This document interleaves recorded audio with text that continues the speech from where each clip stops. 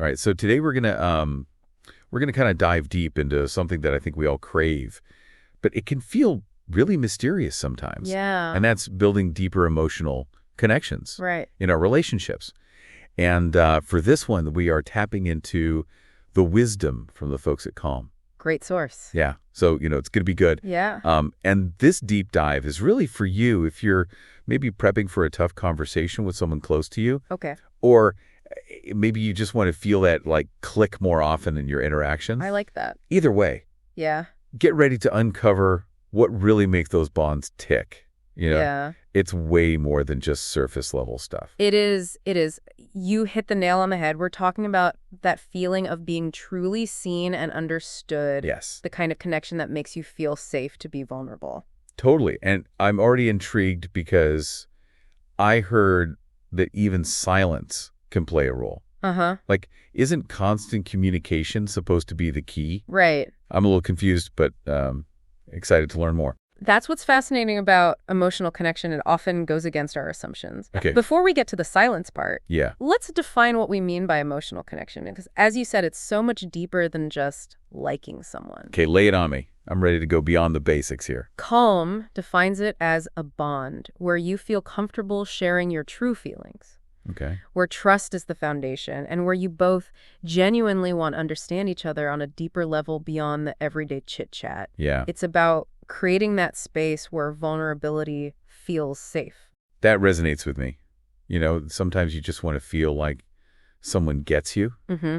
without having to explain everything. Absolutely. It makes you feel like you belong. But honestly, I've always struggled with the vulnerability part. Sure. It feels risky. It is risky, and that's why it's so powerful. When Okay. that risk pays off and you feel truly seen and accepted, that's when connection really solidifies. Right. But let's not get ahead of ourselves. You ask why we should even care about emotional connection. It might seem like a fluffy concept, Right. but I assure you it's far from it. Okay, convince me. What's the big deal? It's a big deal because the strong connections are like anchors in the storm of life. Mm-hmm. Think about it. When you feel understood and supported, you're more resilient, more confident, and better equipped to navigate challenges. Yeah. It impacts everything from your mental well-being to your physical health to your overall sense of purpose. Okay. This isn't just touchy-feely stuff. Right. It's fundamental to a thriving life. Okay, now I'm really paying attention. So how do we even know if we have this kind of connection with someone? Yeah. Are there signs we can look for? Absolutely. Calm outlines 6 key signs, and as you hinted at earlier, some of them might surprise you. Right. Hit me with those signs. I'm ready to assess my own connections. First up, let's talk about genuine smiles. Okay. Not the polite kind you give a stranger, but the kind that reach your eyes and light up your whole face. Yeah. Mirroring true joy. Have you ever noticed how contagious a genuine smile can be? Oh, totally. It's like a ripple effect of happiness. Mm. It's hard not to smile back when you see someone beaming with genuine joy. Exactly. It signals a shared sense of delight and a connection that goes beyond words. Mm. Then there's shared laughter, Yeah. which is another powerful indicator. Yeah. It's not just about finding the same things funny, but about developing a shared sense of humor. Those inside jokes that say, we get each other. Oh my gosh, yes. It's like you're speaking a secret language that only the two of you understand. I love that analogy. Uh-huh. Speaking of understanding, trust is another cornerstone of deep connection. It's that feeling of safety and acceptance that allows you to open up without fear of judgment. Because if you don't feel safe, you're going to hold back, right? Right. And that prevents real intimacy from developing. It's like you're always wearing a mask. You nailed it. Now, this next sign is the one you were curious about earlier. Okay. Comfortable silence. Okay, I'm all ears. Explain this one to me. You might think that constant communication is essential for a strong connection, but comfortable silence is actually a sign of deep understanding. Mm-hmm.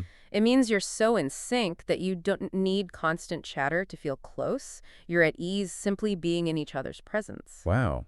I never thought about it that way. I guess it's like you're so attuned to each other that words become unnecessary. Precisely. It's about being present with each other, even in the absence of words. Now, of course, open communication is still vital, but it's about quality over quantity. It's about being honest and receptive, even when things get tough. So it's not just about talking all the time, Right. but about creating a safe space for those deeper conversations. Exactly. The ones where you can truly be yourself without judgment. Exactly. And lastly, we have nonverbal cues. Okay. Those subtle signals of understanding, like a knowing glance, a reassuring touch, or even sensing when someone needs space. It's like you're reading each other's minds without even saying a word.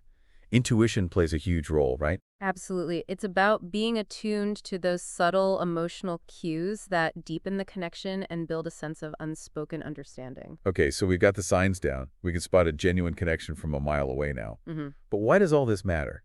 How do these emotional connections impact our lives in a tangible way? That's the crux of it, isn't it? It's one thing to recognize a strong emotional connection, Yeah, but another to cultivate it. These connections aren't static. right. They require effort and intentionality. Yeah.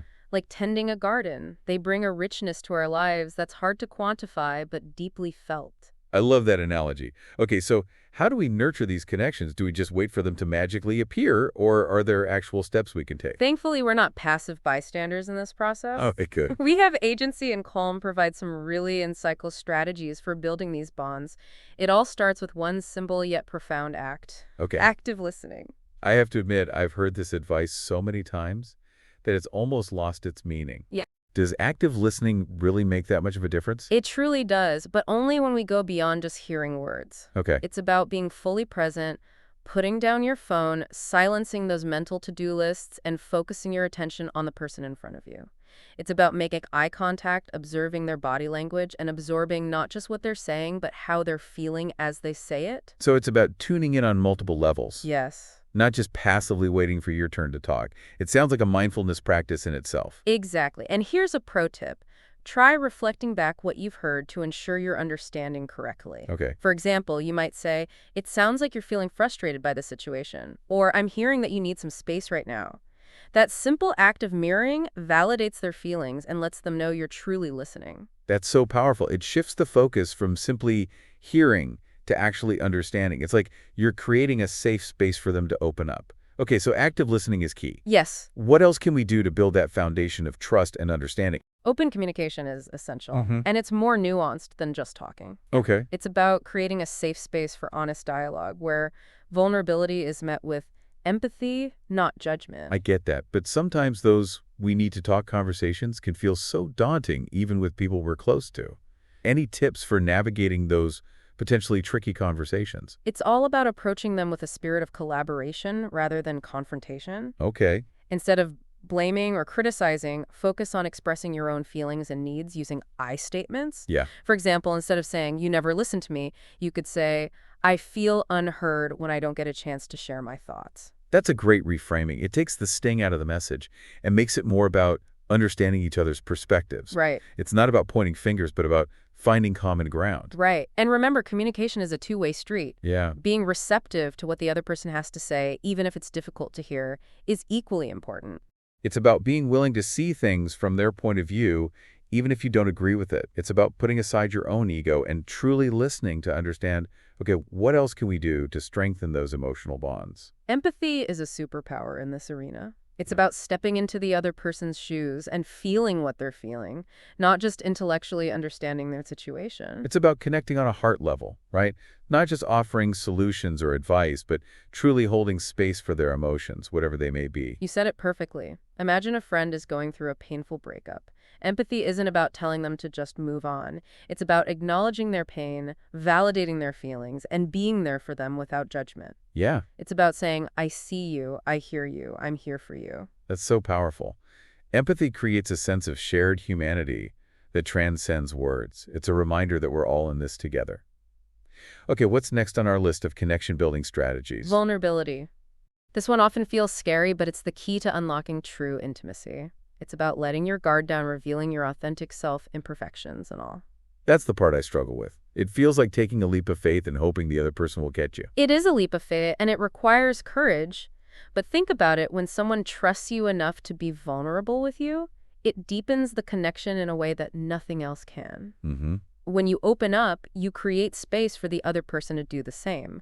And that mutual vulnerability is the foundation of true intimacy. It's like you're saying, I trust you enough to show you my heart, even the parts that feel fragile. That's beautifully put. And remember, vulnerability breeds connection. Yeah. The more you allow yourself to be seen, the deeper your connections become. Okay, ready for the next one? Bring it on. I'm feeling more and more empowered to build these connections. This one might seem obvious, Okay. but it's often overlooked. Okay. Quality time. Okay. It's not just about being in the same room, but about being fully present and engaged with each other. So ditching the phones, turning off the TV, and truly focusing on connecting, right? What are some examples of quality time that really foster connection?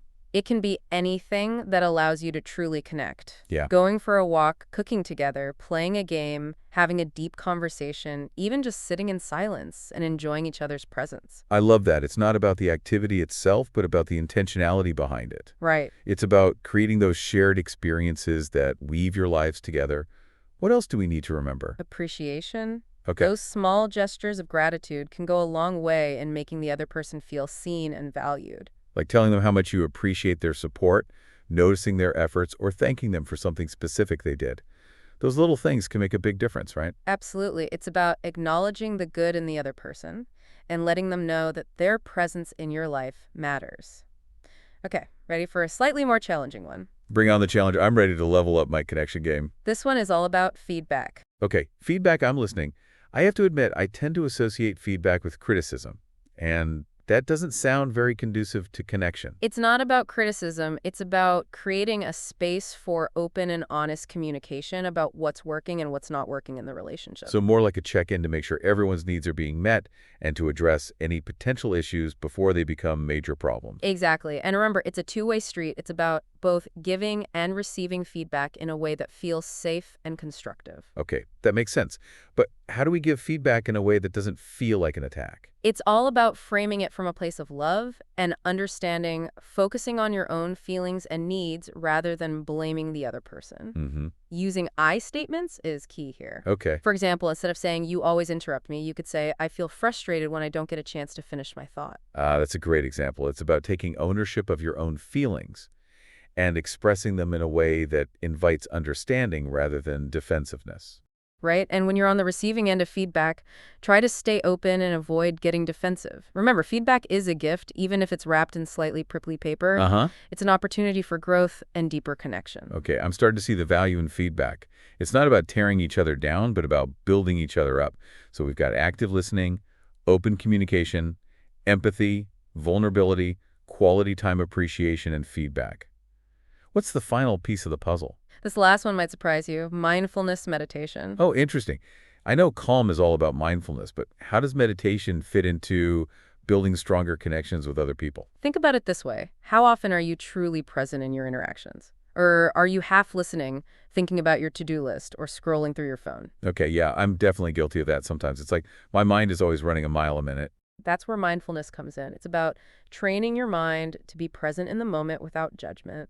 And when you bring that present moment awareness to your relationships, something magical happens. You start to see people more clearly, you listen more deeply, and you connect on a more authentic level. So it's not just about meditating on our own, but about bringing that mindful presence to our interactions with others. Exactly. It's like we're creating a space of stillness amidst the chaos of daily life. You've got it. And the beautiful thing is, the more you practice mindfulness, the more naturally it spills over into all areas of your life, including your relationships. Yeah, It's like you're building a muscle of presence and attention that benefits both you and the people you care about.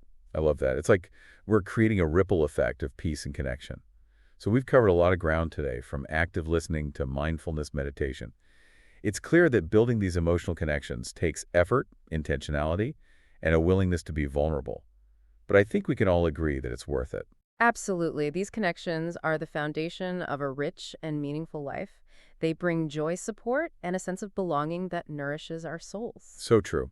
But before we wrap things up, I want to leave our listeners with a question to ponder. If you could wave a magic wand and improve one connection in your life, which would it be and why? That's a powerful question. It invites us to reflect on which connections bring us the most joy, which ones feel strained, and which ones we might be neglecting. It's a reminder that we have the power to choose which relationships we nurture and how we show up in those relationships. It's not about waiting for things to magically get better, but about taking those intentional steps to build the connections we crave. Beautifully said. Remember, every act of connection, no matter how small, creates a ripple effect that extends far beyond ourselves. So true. Well, folks, that brings us to the end of our deep dive into emotional connections. We hope you've gained some valuable insights and feel inspired to cultivate deeper, more meaningful bonds in your own life. And if you're looking for more amazing resources on mindfulness, relationships, and personal growth, be sure to check out Calm. They've got tons of great stuff to support you on your journey. Couldn't agree more. Thanks for joining us, deep divers. Until next time, may your connections be strong, your hearts be open, and your lives be filled with love and belonging.